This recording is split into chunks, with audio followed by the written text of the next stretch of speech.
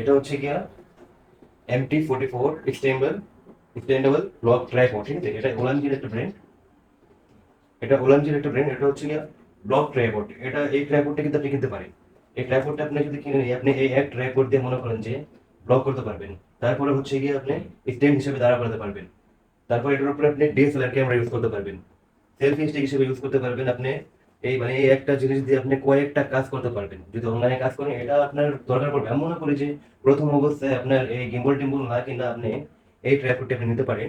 কারণ এটা দিয়ে আপনি ব্লগিং এর কাজ করতে পারবেন। আপনি মনে করেন যে যে অন্য অন্য যে স্ট্যান্ড হিসেবে রেখে আপনি যদি কাজ করতে চান, বা এটাকে আপনি মনে করেন যে যে কোনো ভাবে এটা দিয়ে কাজ করতে পারবেন। ঠিক ঠিক আছে, ভালো ভাইয়া, এটা অনেক ভালো হবে না?